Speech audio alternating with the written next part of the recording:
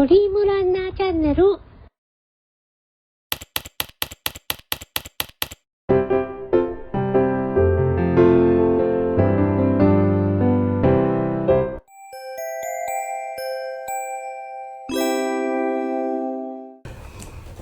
はい、皆様こんにちは。いつもご視聴ありがとうございます。ドリームランナーチャンネルの清水でございます。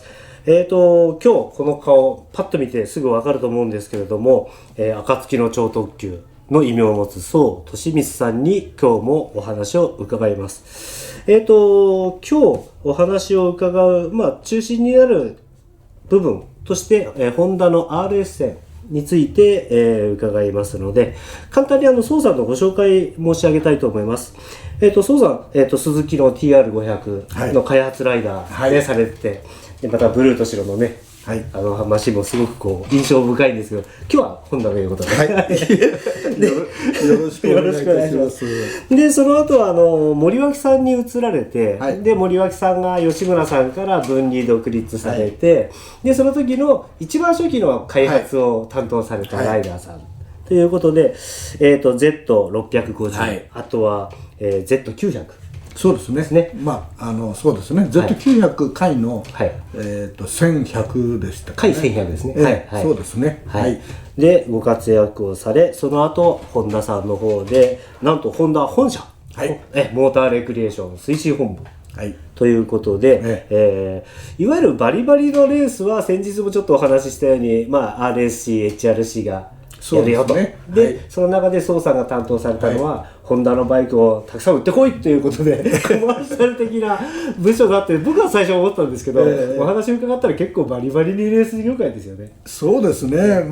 目的は復旧がですね。目的でね、一応所属しましたけども、自分としてはやっぱりレース活動はまだまだやりたいっていうことでね。結構そういった意味では当時の本田さんって言ったことを答えてくれる会社っていうイメージが今。そうですね。私も正直な話びっくりしましたよね。受け入れていただいたっていうことに対してね。特例なんですかね。いやー、やはりその本部長の考え方があったんじゃないですかね。やはりその、当時ですね、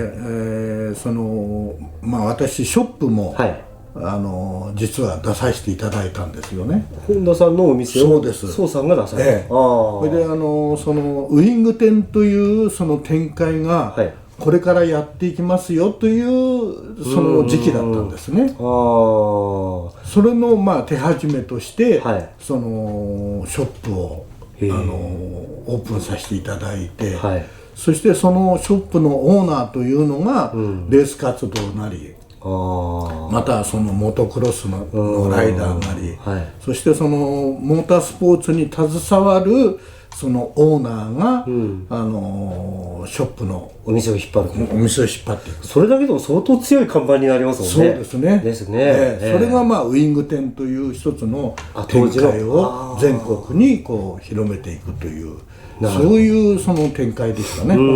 本社としては。それはじゃあモーレクさんを卒業された後。いえ、ではモーレクさんとしてもうモーレクに所属しながら、お店ということですね。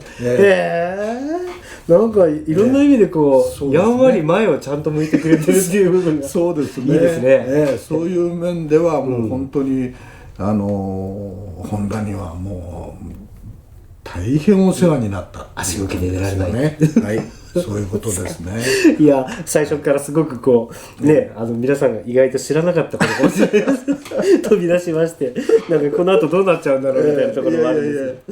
でですね、今日RS1000、で先日NS500 をね、宋さんにいろいろと教えていただいて、16インチの特性から乗りにくいんだよとか、スペンサーの話題とか、すごく幅広く教えていただいて、おかげさまで人気もね非常にありまして。そうですね。実はNS 乗る前が RS そうなんですね。僕もそれね全然先ほどちょっとねお話しした通り全く逆だと思ってたんですよ。ああ、そうですか。なんですかね、やっぱ無敵艦隊のイメージがやっぱり強すぎんですかね。いや私がやっぱりホンダの方に所属した時にまだ HRC ができてない頃なんRSC ですね。はい。RSC の時代だったんですね。はい。でそうくん何を乗りますかって125、はい、もしくはね、はい、その HRC の方に所属した場合は、はい、125に乗ってもらう。125しかなかったんですよね、マシンが当時は。はいはい。で、いやそれはちょっと私は125はちょっと不得意なので、申し訳ないということで、はい、その 1000cc ですか、はい、F1 要するにフォーミュラー1というクラスが新しくできましたので、そちらの方のクラスをやらせていただくっていうことになりました。そうすると、はい、RS 戦で F1 ということはちょっと僕もピンとこなかったんですけど、TTF1 っていうのもあったじゃないですか。あれは市販車をベースにした形ですね。ですよね。でこの RS 戦っていうのは最初レーサー、生粋なるレーサーかと思ったらCB900F そうなんです。900R にキットパーツが販売してたんですね、その RSC の方で。そうするとじゃあ皆さんが一般にお乗りの、75F だったり 900F だったりっていう、ベースの市販車があって、それに RSC さんがキットパーツを売ってた。そうです。キットを販売してたわけですね。それキットつければ同じになるよっていうようなそういう体で。それの形で一応8体に出場してたっていうことになりますね。はい。それとあとはフォーミュラー1っていうクラスです。はいはいはい。そのフォーミュラー1って耐久なんですか？はい。耐久レースですか？いや違います。スプリントで。ああなるほど。そういう時代があったんだ。そうですね。で今のねお話でもう先頭もう線ちゃんと切ってスタート始まっちゃったようなこう内容になってるんですけど、最初にじゃあちょっと RS 線について、簡単にちょっといつもの通りインターネット駆使して調べてきた内容を簡単にお話しすると、まず 999cc、はい、でトルクが10キロ、はい、パー7500回転ということで、はい、先日ね渡辺さんが、はい、100cc あたり1キロのトルクだよっていうのが基準だっていうことで、ぴったりなんですね。つまり相当ちゃんとこうきっちりやってきた車だっていうのはここでも数字で出てくるんですよね。そうですね、わかりますよね。わかりますね。で意外だったのは7500回転というと、市販車レベルで考えてもまだ上元気に回りそうな。そうですね。でもどっちかっていうとトルク型のエンジンなんですよね。要するに下からの、じゃあ上でこうそうですね、やるっていうよりも乗りやすさ回していくよりも下からのパワーが出てるっていう。その辺の特性はやっぱ耐久に一番合いますよね。もう耐久用の逆に言うとマシンという形になりますね。なんか900ベースの RS 線と7半ベースの RS 線ということで、それだけボアストロークがだいぶ違ってくるんだと思うんですね。その辺の特性もあって多分そうですね。レースによってね、やっぱり900ですから、当然下からの、トルクっていうのが出てますし、それにプラスそのキットパーツで多少その回転数を上げていくっていう、そういう仕組みじゃないですかね。ですね。でもなんかいい時代ですよね。なんかレーサーの部品がもしかしたら手に入るという。そうですね。結構そういうふうな形で RSC はやってましたよね。なんか一部のホンダ系ディーラーだったり、ホンダさんの一部の部署だったり、または海外の有力ディーラーだったりはコンプリートで。そうですね。社内の要するにチームですね。鈴鹿レーシングですとか、ブルーヘルメットですとか、狭山レーシングですとかっていうそのチームにはそういった形でコンプリート。マシンが何台かは言ってましたね。すごいことだな。あと、馬力などはね、さっき言ったように試行値またはベースによって変わってくるということなんですが、もう一つ驚いたのが、1979年6月に日本だと 75F が発売になっている。そうですね。そして 900F、これが78年12月って書いてあるんですけど、実際には試行値アメリカに送って、でモデルイヤーが10月。そうですね。輸出がメインですよね。でしたよね。そうすると78年の79年の日本仕様と78年12月ですから10月以降モデルイヤーということでほぼ同時期に7班ベース900ベースが出て、でほぼまた同じ時期にこの RS1000 も開発があったという、そうですね、とんでもない機動力ですね考えてみたらね。本当にね、そういう面ではRSC、はい、まあ正直言ってそれほど規模が大きくない中でよく活動してましたよね。すごいことですよね。で見るとね、これ鑑識クラッチがついてたり、まあ市販車にはない独自の機構もあるわけですから、ということはどちらかというとこうレーサーにもこのエンジンはするんだっていう中で設計がある程度もともとがあったのかもしれないですね。そういう形の中でやっぱりどうしてもまあホンダイコールレースっていうのは切り離せないですから、セットの時代ですね、どうしてもそういうふうな形を常に頭に入れながら開発はしてたみたいですね。なるほどね、いやすごいな。でも、この形がなんか900から想像つかないですね。まあ、僕もね前回ドリームランナーチャンネルの中で、渡辺さんがコメンテーターをされていて、でちょうどマスキー法アメリカでこうね排ガス規制とかでガーッとうるさくなってきて、うるさいって言ってこられちゃうんですけど、いろいろと締め合いがありまして、その時期にホンダさんがエンジン開発だとか、まあこれは2輪も4輪もなんですけど、結構その中核スタッフというのがそちらのグループに入っちゃって、でまあ比較的残ったメンバーで F ができたっていうさらっと言われたんですけど、これ見ると結構綿密に動いてますよね。結構もうしっかりもうできてますよね。できてますね。いやすごい、さてじゃあ宋さんと、この RS1000 との出会いっていうのは、まあ、もちろんまあ、モーレクさんでっていう、先ほど言われた RS125 がダメだよ、乗れないよっていう話でこちらが来た。はい、そうです。この差もすごいですね。125の話からいきなりそうですね、やっぱり自分としてはずっとその過去大きいバイクで、ずっと乗ってレーサーで来ましたんでね。そうですね、森脇さんがあって、鈴木さんの TR500 があって、そうですね。ですから500以下ぐらい以下のマシンっていうのはなかなかちょっと細かいその技術はちょっと自分には向かないということで、やっぱり方向がね、だけど大きいもので乗ってそうなんですよね。でもうやはりその当時ではこの RS1000 しかないということで。これで普及活動っていうお話になると、まあ、モーレクさんという部署のね、一つの大事な大前提としては、まあ、ホンダだったりレース業界だったりをもう持ち上げるんだっていう、まあ、意気込みの大きいところですからね。ですからこれでこの大きいでも簡単に今の時代だから、このオートバイ大きいって簡単に言ってますけど、当時って中型免許があと400から上は神の領域ぐらい言ってましたもんね。そうですね、時代的にね。そうなんですよ。その頃に750でもびっくりしたのに900の F があって1000のレーサーがあってなんていうと、そうですね。だからちょっと今との捉え方が自分としてはやっぱりそのなんていうんですかね、そのこうビッグパワーを乗りこなすというそのことになんか生きがいを感じてたっていうかね、やっぱりそのアクセルを開けた時のそのスライディングですとか、それからまあその立ち上がりのそのトルク感のあるバイクだとかっていうものにやっぱりダイナミックさを感じてましたね。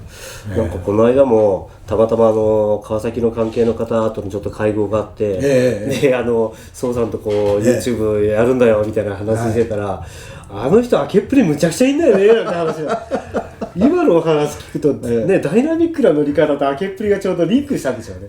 そうでかもしれないねあの人めちゃめちゃスタートが速くてさ、やっぱり先日の NS でおっしゃってたことをね、もう今度川崎関係者からも入ってきたっていうので、ちょっとなんか皆さんが本当に身近に感じたしもうありがたいことですよねもうかなり昔の話ですけどね。なんかでも皆さんね、昨日のように覚えてますよね。そうですか。もう大変嬉しいことですね。そうで、あと、まあ、今のがね、モーレクさんの中で RSA を使っての、まあ、出会いっていう感じに話としてはなるんだと思うんですけれども、これ実際乗ってみて、どうなんですかね、どうなんですかって簡単に言えるあれでもないんでしょう。まず先日ね、ほら NS500 の16インチがね、大変な、まあ先ほどの順序でいうとこの RS 製の後に NS が出てくるもんで、まあ19、18ぐらいの18ですね。18ですかね。これはもう RS 線はもう何の抵抗もなくそのまんま乗れましたね。やっぱり900そのままなんていうんですか、パワーがあって、まあ全然その、自分には結構フィット感がありましたね。こういう大きいバイクっていうのは。それでやっぱり乗り方っていうか、まあその昔でいうそのステップを基準にした形で総乗りというね、一つの乗り方ですかね。まあ要するにこう重心をしっかり掴んで、外足荷重でマシンを寝かし込んでいくという、それでグリップを出していくという。そうすると、今ちょっとね、本当はね、後にしようかなと思ったんだけどね、すみません、言っちゃったもんね。いや、本当ね、昔その専門誌で総乗りっていうのを細かくその分析したものを出した時にかなりのね、その評判が良くて、反響があった。僕覚えてます。ありがとうございます。もうね、花垂れ小僧というぐらいの年代に雑誌をこう読み漁ってる時に、なんじゃこれはっていう感じ。後に考えるとハングオンっていう乗り方に名前が変わってきた。今はね、今はハングオンですね。ですね。ですからやっぱり重心はどうしてもステップ、バイクっていうのはまあ前後の2つに分けた時点でのステップに重心を持っていくっていうことですね。だから逆に言うとバックステップっていうのがね、市販車とは後でつけたりするっていうのは、重心位置を変えることによって生きてくるものなんですね。ですからその重心地で移動が、体の移動をその前に持っていくか後ろに持っていくかというふうな乗り方ですよね。そして寝かし込んだ時に、まあ左コーナーであるならば、右足荷重でグリップ感を出していくと、タイヤのギアのね、そのグリップ感を踏み込んで出して上げていくと。だからその乗り方ですね。ダンシングステップなんて海外ではね、ステップのこと言いますけどね、やっぱりまさしくその考え方ですよね。ステップが重要だっていうことですよね。足乗せるのがステップだって、ずっとなんか今までのイメージもあったんですよ。そうですね。もう言葉として軽いんですけど、まあ要は重要なその部品なんですね。要するにシートっていうのはそのベタ腰で座り込んじゃいけないんですよ。ステップにこう腰を浮かして中腰のように、そういう形でそのコーナーに準備を整える。右コーナーであればもうステップにこう腰を準備する、コーナーの手前で準備する、そういう乗り方ですよね。ですからベタンとこう座った乗り方ではなくて、いつでもスライドさせられる、前後、まあそれによってこうマシンの横方向のバランスを取ってるわけですよね。そういった意味ではトライアルもそうなんですよね。考えてみたら。そうなんですね。だからトライアルもそうですし、モトクロスもそうなんですね。ですから二輪っていうかバイクそのものはやっぱりステップが重要だっていうことですね。そういうことになりますね。イコール重心ですからね。そうですね。今のがだから横方向の重心とするのは、あとはブレーキングの前だったり加速の後ろだったり、これをトータルでどれだけ制御できるかっていう部分ですね、大事なのは。いやすごいな。なんか今までね、トライアルはトライアル、モトクロスはモトクロス、ダートはダートでっていうのが徐々にね、こうつながっていくというんですかね、基本は一緒なんだよっていう部分がすごくこう皆さんの話で身近になりました。身近になりましたね。いや本当別物だと思ったんですよ。そうですかね。っていうのは先日ね、全日本モトクロスが川越のオフロードビレッジであって、で僕は毎回こう旗振りに役員で行くんですよ。まあ当然僕はモトクロス全くやったことない人間として行くんですが、当然一緒に働いてる役員の方は皆さん走ってる方なんです。そうするとマシンだけ倒して、でオンロードの場合って内側に荷重かけながらダーッと行くんだけど、大概逆じゃないですか。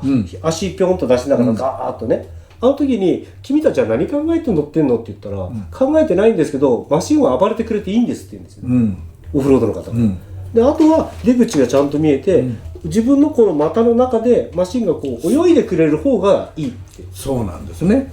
同じなんですね。だから同じです。ですからその時点では、はい、もうステップにしっかり足が、はい、決まってるってことになりますよね。で飛んだり跳ねたりですから、はい、モトクロスの場合は、はい、で着地した時点で、はい、グリップ感をいかに出すかっていう時にはもうその重要なステップですからね。そうですね、トラクションを効かして上げていくというその乗り方ですよね。やっぱりステップが大事なんですね。大事ですね。そうか、分かってたつもりだったんですけど、上辺面だったんですね、僕らがね。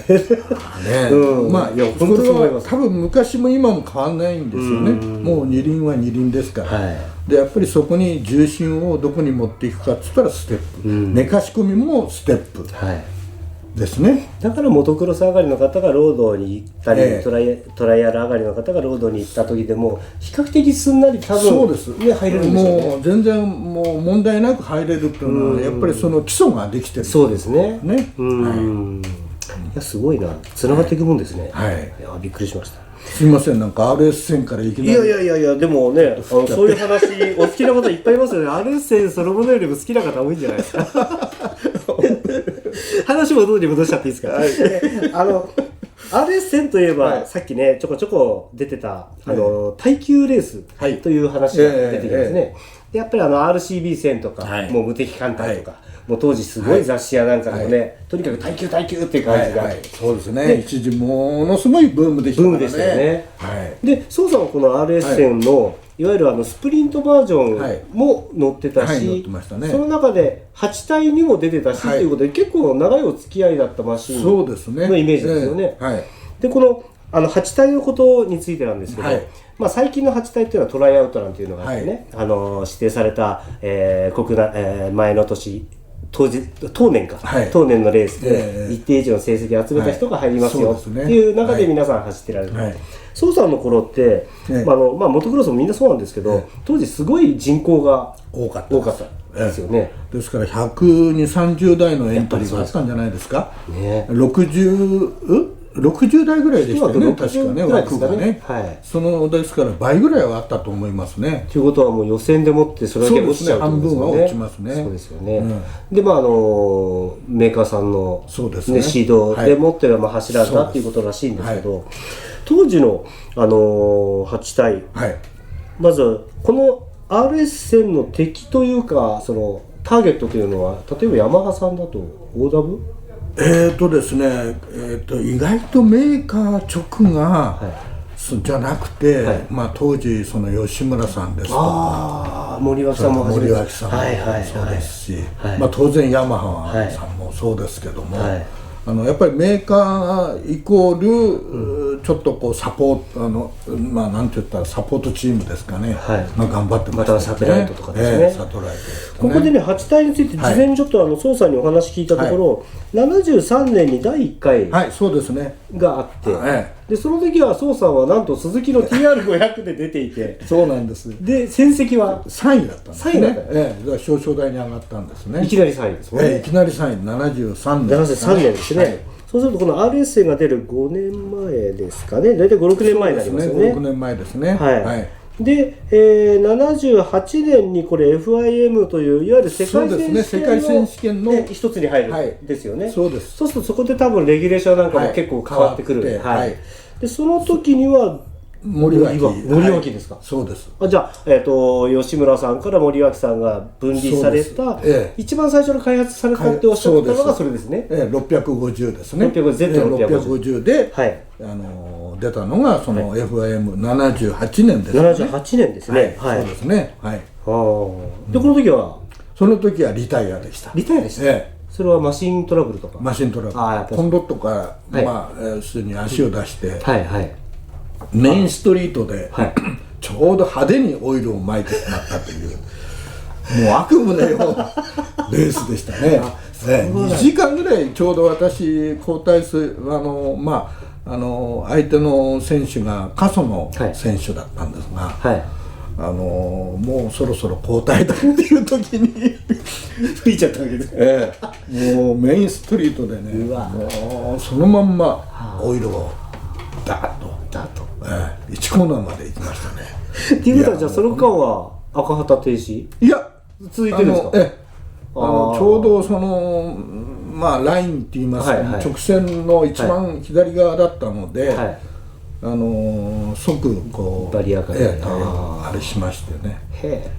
またこれも忘れられないレースになりましたね。本当に忘れられないレースでしたね。今の RS 線じゃないですからね、森脇さんのお話、そうなんです、はい、650の Z ですね、はい、そして、今のが78年で、はい、その次79年になるとそろそろこの RS 線という名前が出てくるんですね。出てくるんです。そうです、そうです。これでじゃあ実際走られたという、そうですね。で、82年には RS 線がないですから、はい、そうすると82年には HRC ができてるんですよね。そうだ、 RSC から変わってますもんね。そうです、HRC になってるんですね。はいはいはい、で HRC になると RS 線が止まりますもんね。そうです、止まったんです、ね、そうだ、じゃあこれが RS 線は RSC の最後のマシンということになるんだ。はい、で実際にじゃあこの8体を RS 線で乗られた時のなんか感想とかは？そうですね、まあ乗りやすかったですね。まあ乗りやすかったってんじゃ具体的にどうっていうと、やっぱりこの頃はまだその、なんていうんですか、こう意外とね軽かったんですよ。車体が軽い。車体が軽かった。だから取り回しがものすごく楽だった。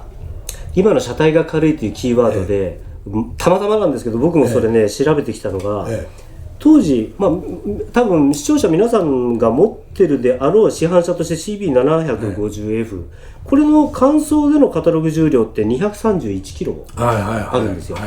まあ7班として今の感覚でちょっと重たいですよね。でね、この RS 線パッと見ね、ボテッとしてるように見えるんですけど、なんと165キロ。そう、軽いですね。私もいや今初めて知りました。うわそれじゃあやっぱりね取り回しもね楽ですよ。本当にね楽でした。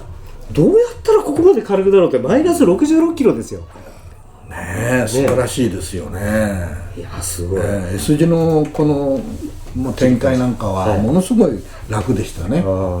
でバランスが良かったですね、エンジンとその車体との。その辺はじゃあ市販されてる 900F とか 750F がもともと多分素性がいいんでしょうね。そうですよね。基本設計そのものが良かったんですよね。そこに、まあ、今と違ってこう水冷じゃなく空冷でね、やってるから、ウォーターポンプもラジエーターもいらないよっていう中でやっぱり軽さもあるのかなとは思うんですけど、そういうことか。じゃあ軽さはやっぱり絶対の武器だなんて当時よく言ってましたもんね。そうですね。やっぱりレーサーはもう軽い方が絶対有利ですからね。この時の戦績っていうのはいかがだったんですか、8体では。8体では17、8ぐらい、20位以内には入ってましたけどね。60代からね、走ってそれこそ脱落者も出る中で、じゃあ完走で11ってすごく立派なもんですね。いや、17位ぐらい。11位はちょっと厳しかったね。17ですから20位以内ぐらいですね。でもね、忘れられない夏が来たってことですよね。そうですね。やっぱりその年その時の8体っていうのはバイク乗りにとっては夢のね、8体ですから。そうですね。夏の終わりを告げるね。そうですか。いやもうだいぶねお時間も経ちましてね、やがて30分近くなりました。やっぱ盛り上がるの早いですよね。いやじゃあこの後の総乗りはまだ次回です。さっき言っちゃったんでもう引きずりますよ。次回です。わかりました。次回の、収録ちょこっとだけ前振りしちゃうと、宋さんせっかくおられるので、実は当時、オートバイ誌でしたっけ？そうですね。そう乗りってね。で、オートバイ誌の中で、こういう乗り方あるぞということで、結構話題になった乗り方が俗に言う宋乗り、宋さんの乗りで宋乗りということなんで、雑誌です、オートバイ誌ですから、当然ながら写真と文章なんですね。でそれを今回ちょっと動画でお届けしようかなっていうふうに思ってますので、ぜひ次回も皆さん見ていただきたい。よろしくお願いいたします。30年の時を経てその乗りがいやもう35年35年ですか。じゃあそんなわけで今日はこの辺で、どうもありがとうございました。失礼いたします。次回もよろしくお願いします。よろしくお願いします。